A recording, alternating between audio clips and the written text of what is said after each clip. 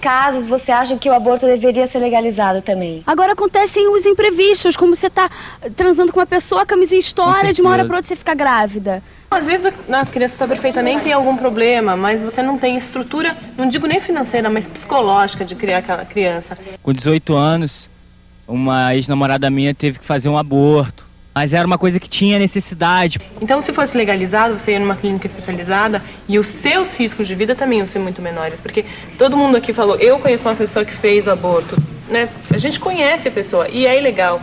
Então, as pessoas continuam fazendo, mesmo sendo ilegal. Mas no caso de optar pelo aborto, de quem parte a decisão, na maioria das vezes? Do homem ou da mulher? Tipo, decisão dos dois, assim, fica muito balançada porque tem os pais, tem uma parte de coisa que mexe com isso. O homem acaba deixando essa decisão para a mulher. Por mais que ele não queira, a decisão final vai ser da mulher, porque é ela que tá com aquilo lá dentro dela. Conheço gente que não foi por ela, a mulher, nem o homem, que é tão nova, que não teve opção. O pai falou assim, ou você tira ou você tira. Não teve jeito. A gente quer mudar casos de gravidez na adolescência, de aborto e de AIDS, diminuir, nós vamos ter que trabalhar com os meninos também, vamos ter que envolver os meninos nessa discussão e na responsabilidade para mudar esse quadro, tá? Porque o que a gente percebe é que a gente trabalhou muito mais as meninas do que os meninos. Assim, tem uma situação que sempre acontece que assim, a gente ouve muito o menino falar, não pode abortar, aborto não é legal, tal, mas quando a menina fica grávida, ele é o primeiro a falar, não, vai tirar. Por que isso acontece? Assim como a vida é a mulher que está carregando o filho, que vai carregar o filho e tal, e a vida dela vai mudar, a dele também vai mudar. Porque é uma responsabilidade a mais, entendeu? Ele vai ter que constituir uma família, ele vai ter que correr atrás, se não está trabalhando, vai ter que correr atrás de emprego. Aí o cara fica preocupado, porque vai ter que correr atrás. Pintou o filho, ele vai ter que correr atrás. Eu tenho uma prima que ela ia abortar, aí o marido dela falou que não ia abortar, que ele ia ajudar em tudo, e hoje em dia o garoto nasceu, quer dizer, ele sumiu, o pai dos 2 meninos sumiu, e ela tá sozinha e praticamente passa necessidade. Graças a Deus ela tem uma família que possa ajudar, e as pessoas que não têm ninguém? O que faz da vida? Ele vai ter que fazer alguma coisa. Ele não vai poder mais ficar enrolando, faltando na escola. Ele não vai poder ficar escolhendo o serviço, porque ele vai precisar de grana. Eu tenho uma amiga que fez um aborto, assim, eu ajudei ela um pouco depois, porque ela começou a passar mal.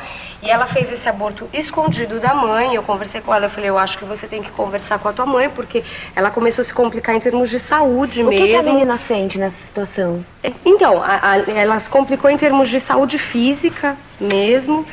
E depois ela ficou assim, super mal. Ela pirou, ela despirocou e ela se desestruturou bastante. Acho que mais até do que quem tem um filho. O garoto fica mais fácil porque não tá nele, né? Mas só que ele fica meio assim, putz, não vou ter que trabalhar. E agora meu pai vai falar, vai trabalhar porque ou você trabalha ou você trabalha. E aí não tem jeito.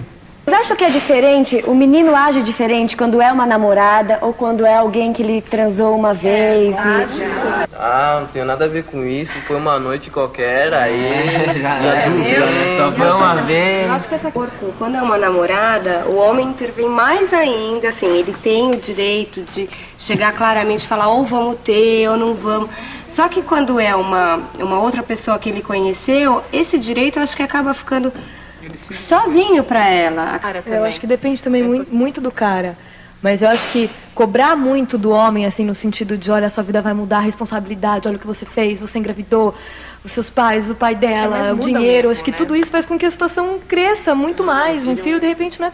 Lógico, é muita coisa, não estou diminuindo. Os pais vão cobrar dele. Vão cobrar. Você vai Mas trabalhar, é justamente por você isso, vai correr atrás, você se vira. E é então, justamente por isso que fica dele. tão difícil, porque existe isso. Existe, eu acho que, sei lá, se eu tivesse, assim, irmão que fosse ter um filho, putz, em casa ia ser um... No caso do aborto, a gente tem que lembrar que isso é uma escolha, é um direito da mulher. Quem vocês acham que deve pensar na contracepção a gente não chegar no ponto de ter que fazer um aborto? Assim, vamos prevenir antes, mas quem deve tomar essa iniciativa? Os dois têm que se agir para se prevenir, um cuidando do outro. Não adianta nada um falar, eu vou usar.